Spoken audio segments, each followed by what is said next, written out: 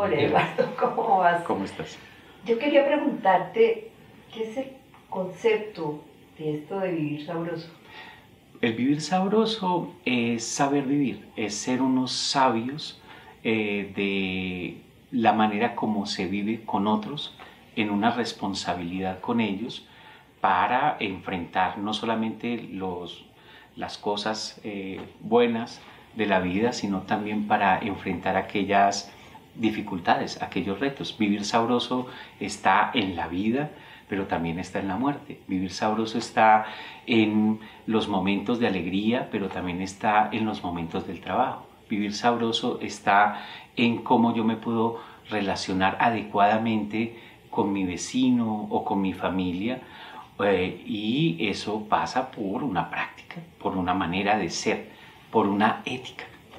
El buen vivir se ve en prácticas como cómo se da el proceso de muerte. Es una manera sabia en comunidad de tramitar una dificultad colectiva.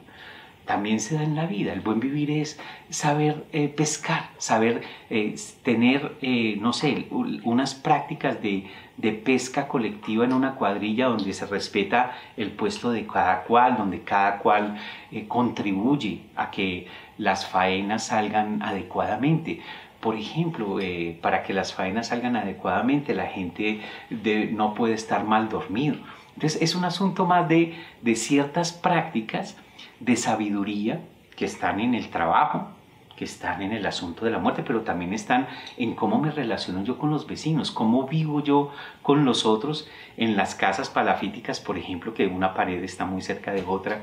Hay muchas maneras de cómo se manejan los residuos, de cómo se conversa con el otro, desde una casa con otra. Todo eso, o sea, el vivir sabroso es sabiduría de vivir con otros siendo responsable y cuidadoso de los otros. Entonces, no es así, no trabajar o simplemente estar enfiestado, ¿no? Vivir sabroso no es estar enfiestado. Vivir sabroso es vivir sabiamente con los otros en unas responsabilidades que como hijo, como hermano, como padre, como vecino, como familia, se supone que tú estás ahí.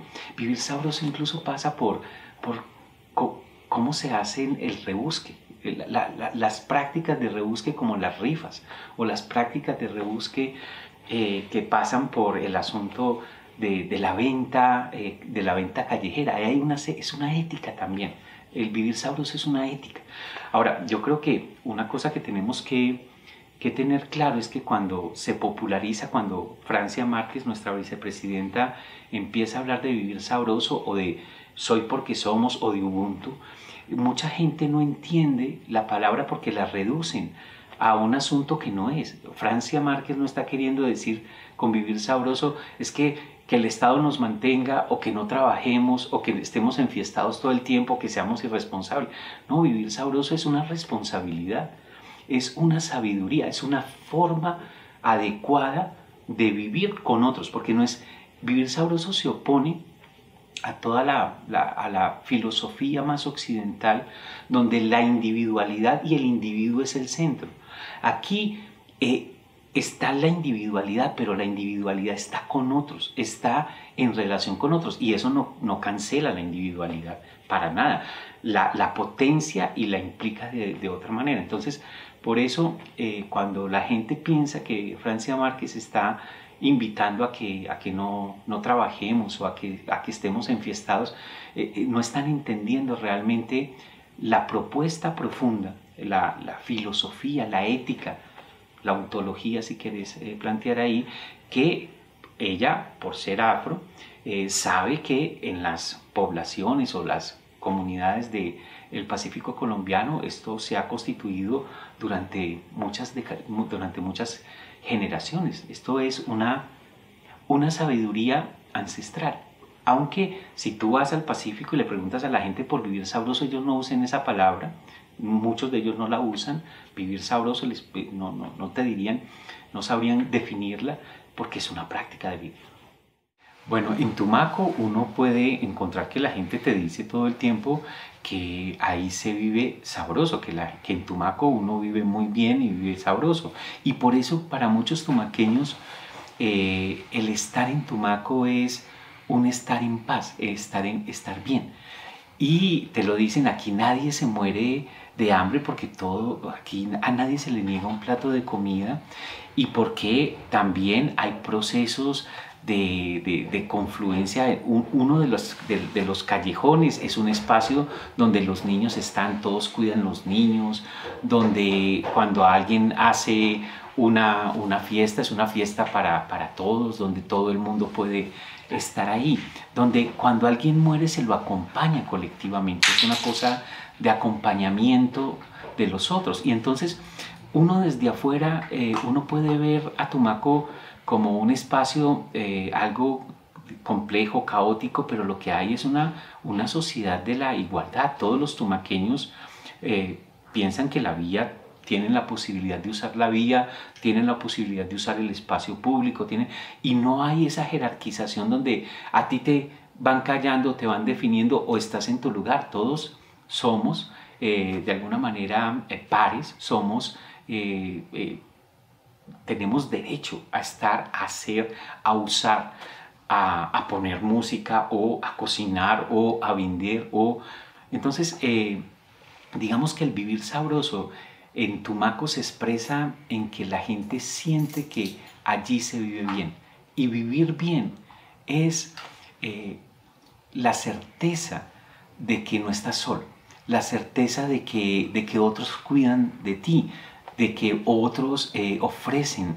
En la pandemia fue impresionante cómo se dieron procesos de ayuda de las familias de los campos con las familias que vivían en Tumaco. De entre las familias que vivían en Tumaco se circulaban alimentos, se circulaban recursos y la cosa se asumía colectivamente. Es una posibilidad de una sociedad en igualdad, pero no de individuos, sino de una igualdad en entramados familiares, en entramados vecinales, en entramados de comunidades. Incluso con el conflicto y con la violencia, es una sociedad que ha podido enfrentar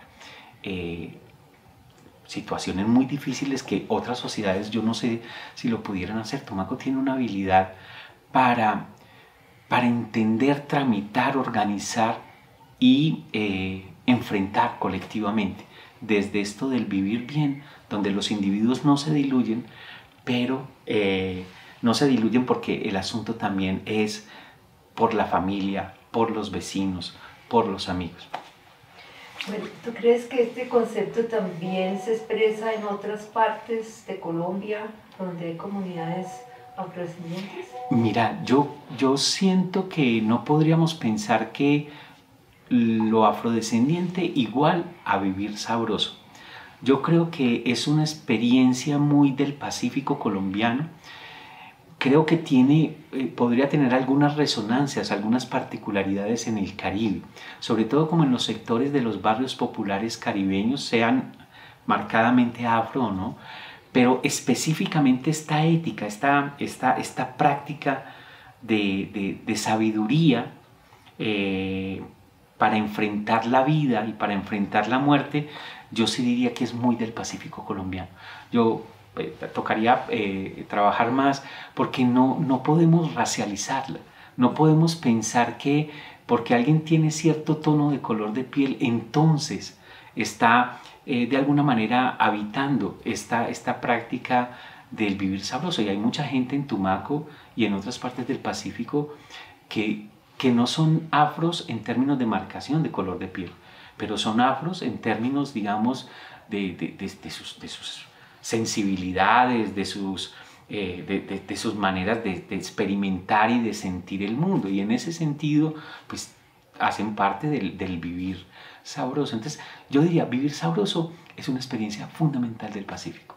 O sea, nos ayuda a entender el Pacífico, incluso nos ayuda a entender por qué frente a esa guerra y frente a esas atrocidades, esa sociedad no se ha desbaratado, esa gente se ha parado, está ahí, ha resistido de unas maneras impresionantes.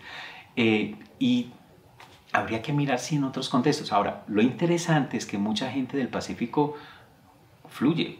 El Cali es muy pacífico colombiano, entonces podemos encontrar en Cali también estas expresiones del vivir sabroso de muchas maneras. Me imagino, o sea, yo no he hecho trabajo de campo en Cali con detalle, pero yo me imagino que en los barrios hay prácticas de solidaridad, prácticas de cuidado de los otros, de querer pensarse en este asunto del vivir sabroso, porque es una forma de ser. Vivir sabroso es una forma de ser, es una manera de estar que se contrapone, que se tensiona con la propuesta más, digamos, moderno occidental de querer que el asunto es una cuestión de individuos y que cada cual resuelve por su cuenta. El vivir sabroso se entiende precisamente en contraste, en contrapunteo con esta otra práctica, que es otra ética, que es la ética de la acumulación, que cada individuo es empresario de sí y cada cual responde por sus propias cosas. Aquí es, sin diluir la individualidad, hay una eticidad, hay una sabiduría de enfrentar la vida y la muerte con otros. Si uno se fuera a vivir a Tumaco, si no asume estas formas, no se mete en ello. No, vos lo sentís. Y lo interesante es que cuando vos no tenés la sensibilidad, vos lo que ves es caos y ves conflicto y ves es que la gente es desorganizada. No, lo que hay es una serie de órdenes y de respetos y de trabajo que son distintos. O sea, que no es el asunto del doctor, por ejemplo, para usar esa idea del doctor y la jerarquía más andina, sino es la idea de yo también, o sea, y es el asunto es una democracia, yo creo que es una sociedad que entendió que la esclavización había que romperla en las jerarquías de existencia y eso les permitió producir unas historias que son más de que cada cual importa y cada cual tiene derecho al igual que los otros. Y una cosa que a mí siempre me ha llamado la atención, el andar en Tumaco es el caos en términos de las motos van por aquí, van por allá, la gente está aquí, construye aquí. Es un caos, pero es un caos profundamente ordenado. Y no, accidentes de tránsito, no pasan casi accidentes de tránsito, todo el mundo anda por todas partes, los perros, y es impresionante cómo la gente está siempre andando por un lugar sabiendo que los otros, y no pelean. Un camión se para en la mitad de una calle en Tumaco y la gente a veces le pita, pero nadie se va a bajar a gritarle, a insultarlo, que cómo, porque no, es un asunto como que todos tienen sus lugares y sus espacios y además son muy pacientes con cosas. Y lo otro que a mí siempre me ha llamado la atención es casi nunca uno ve peleas. O sea, a veces sí se gritan y a veces se gritan de una casa a otra, pero casi nunca uno ve como alguien que salga por ahí como macheteado, como con armas de... No, la gente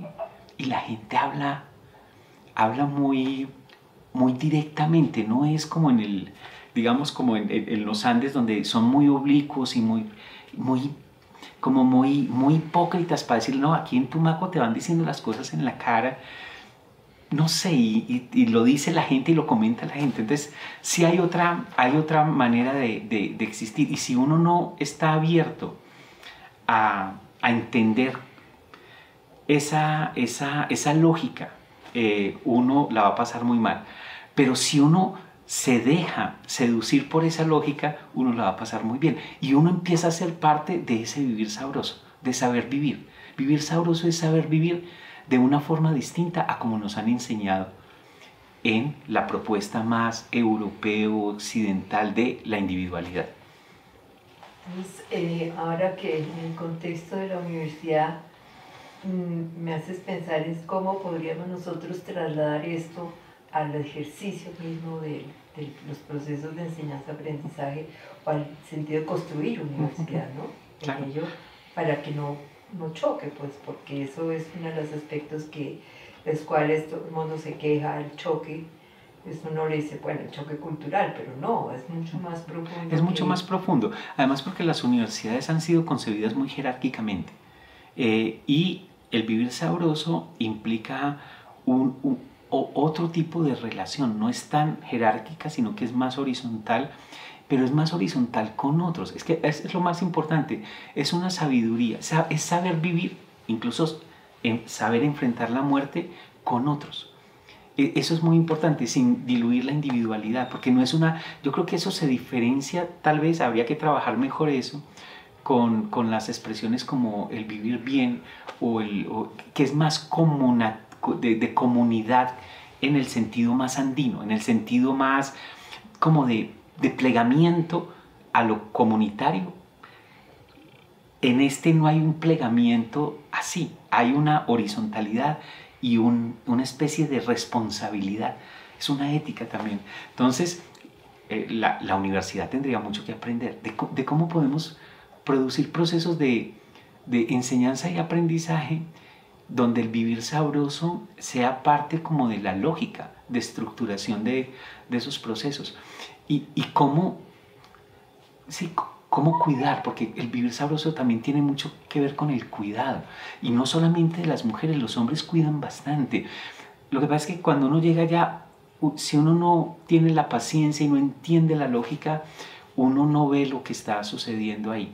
Pero hay muchas prácticas de cuidado, masculinas, femeninas, de las mujeres ya más mayores.